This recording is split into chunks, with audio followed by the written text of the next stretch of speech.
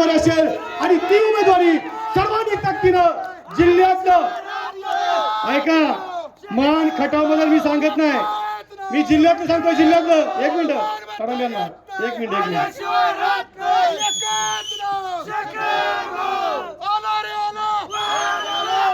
जिल्ह्यातील जिल्ह्यातील आपल्याला एक नंबरचं मताधिक्य द्यायचं असेल ते फक्त आपल्याला आंधी गटातून द्यायचं आहे. कारण आंधी गटाचा खूप मोठा इतिहास सर्वांना माहित आहे. मी जास्त आता वेळ घेत नाही कारण थंडी खूप वाजायला लागली आहे आणि माणसं बराच वेळ झाली या ठिकाणी थांबलेली आहेत. या ठिकाणी भाऊ तुम्हाला विनंती करतो की आपल्या सन्माननीय वहिनी साहेबांना आपण उमेदवारी द्यावी आणि आंधी गटातून मताधिक्य या जिल्ह्यातला लाजवेल असं मताधिक्य मिळावं एवढी या ठिकाणी आशा व्यक्त करतो आणि थांबतो. जय हिंद, जय महाराष्ट्र, जय शेखर.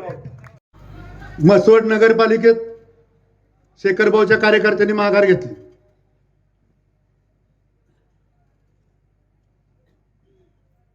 शेखरभाऊच्या कार्यकर्त्यांनी समोरच्या विरोधकाच्या कार्यकर्त्यांनी सांगितलं की शेखरभाऊचे कार्यकर्ते इथं नाही, शेखरभाऊची पार्टी नाही. 2 दिवस अगोदर गेलो होतो म्हसवडमध्ये.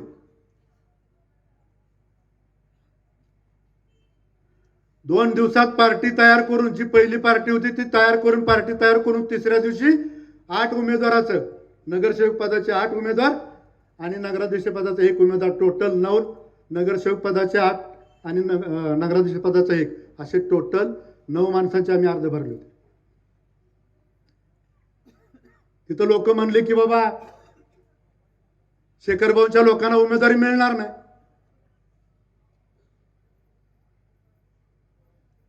तिथं जयाभाऊ त्यांना काही उमेदवारी देणार नाहीत. अर्ज भरतील आणि परत माघार घेतील. त्या लोकांची चर्चा म्हसवडमध्ये चालू होती. लोक इथं चर्चा करत होती. काय जयाभाऊची लोक चर्चा करत होती, काय राष्ट्रवादीची लोक चर्चा करत होती.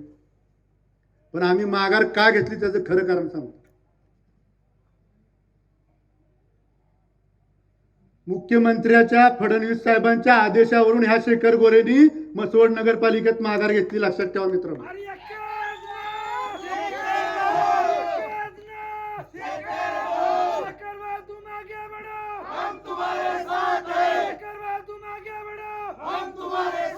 सीएम साहेबांचा आदेश आल्यानंतर पण मी माझ्या उमेदवाराशी चर्चा केली. असं मला सीएम साहेबांचा फोन आलाय. सीएम साहेबांचा आदेश आहे, शेखरभाऊ तुम्हाला भविष्यात आम्ही आमदार करणार आहे, तुम्ही आता माघार घ्या, अन्यथा तुम्ही कमळ चिन्हावर लढा. पण मी त्यांना सांगितलं की कमळ चिन्हावर लढायची परिस्थिती नाही, कारण मी तुमच्याकडं भारतीय जनता पार्टीत मी प्रवेश केलेला नाही. मी माझ्या उमेदवाराबरोबर चर्चा केली. उमेदवाराने मला सांगितलं भाऊ भविष्यात जर तुम्ही आमदार होत असेल तर आम्ही माघार घ्यायला तयार आहे.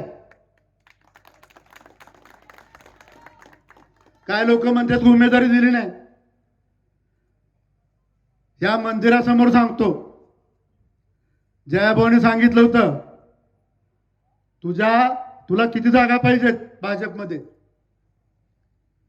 आम्ही सांगितलं 8 उमेदवार आम्ही उभं करणार आहे.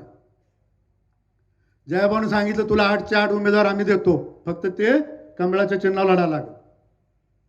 आमची तयारी नव्हती कमळाच्या चिन्हावर लढायची, म्हणून आम्ही माघार घेतली आणि मुख्यमंत्र्यांच्या आदेशामुळे माघार घेतली. आता कोणतरी लोक म्हणतात की इथं आंधळी गटात चर्चा चालली, शेखरभाऊंच्या घरातली उमेदवारी होणार आहे आणि शेवटच्या क्षणी शेखरभाऊ माघार घेतात. रमेश भाऊ, हा शेखर गोरे माझ्या बायकोची उमेदवारी आज डिक्लेअर करून टाकतो. या आंधळी गटातनं, त्या आंधळी गटातनं जिल्हा परिषदेला, आणि ती पण माझी बायको कमळ चिन्हावर लढेल एवढं पण तुम्हाला सांगतो.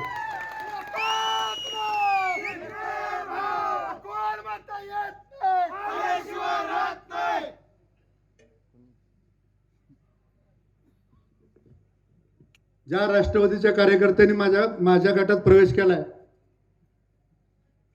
जरी मी भविष्यात जरी माझी बायको जिल्हा परिषद सदस्य झाली, कमळ चिन्हावर होईल, भविष्यात 3 महिन्यांनी शेखर गोरे कमळ चिन्हावरचा आमदार होईल, हे पण ठासून सांगतो.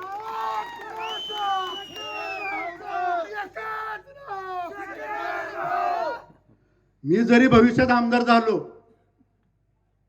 भाजपचा आमदार झालो, माझी बायको जरी भाजपची जिल्हा परिषद सदस्य झाली, तरी पण जयाभाऊची पार्टी, जयाभाऊचा ग्रुप वेगळा असेल. मला राष्ट्रवादीच्या लोकांना सांगायचंय, तुम्ही माझ्यावर विश्वास ठेवून आलाय. तुम्हाला हा शेखर गोरे विरोधकांच्या किंवा दुसऱ्याच्या दावणीला कधीही बांधणार नाही, लक्षात ठेवा मित्रांनो.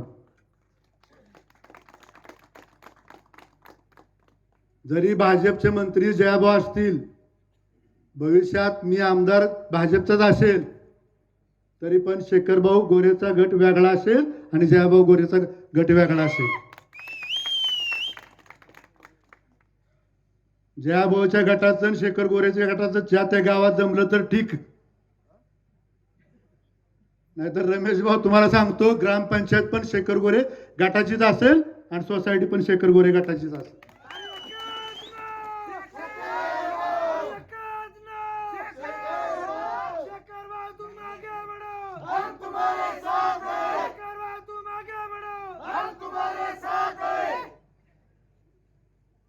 काय लोक म्हणतात, मानखटावमध्ये 9 गट आहेत, मानमध्ये 5 गट आहेत, खटाव तालुक्यात 4 गट आहेत. काय लोक म्हणतात इथं आंधळी गटात पण बरीच लोक आहेत, म्हणतात माझी जाहीर केली आहे. काय जाहीर केली मलाच माहित नाही.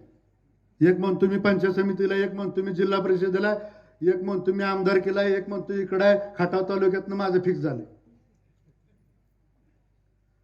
जोपर्यंत मी आणि जयकुमार गोरे आम्ही दोघं बसत नाही, तोपर्यंत कुठल्याही गटातली, मानमधल्या 5 गटातली आणि खटाव तालुक्यातल्या 4 गटातली कुठलीही उमेदवारी फायनल नाही म्हणजे नाही म्हणजे नाही.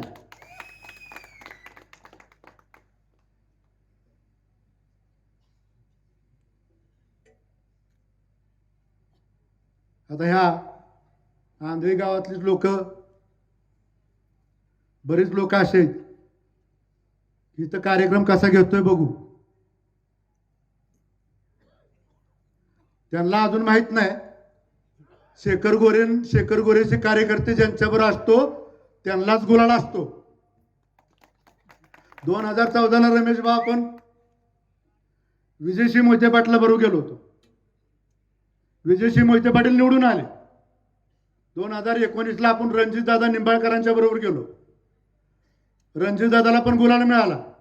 त्याच्यानंतर 2024ला आपण खासदार केला, धैर्यशील मोहिते पाटला बरोबर गेलो, त्यांना पण गुलाल मिळाला. आणि 2024ला कुणाबरोबर गेलो,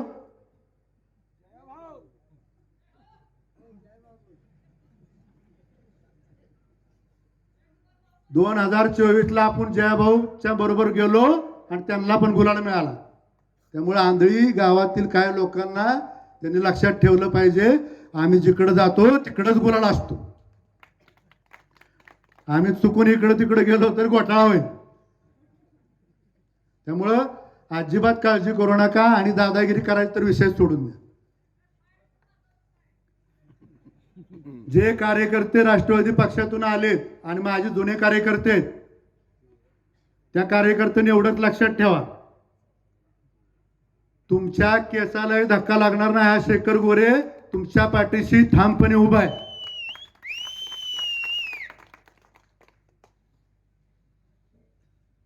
बराच वेळ झाला तुम्ही लोक बसलाय, भूक पण बऱ्याच लोकांना लागली असेल. महिलांना भूक लागली काय?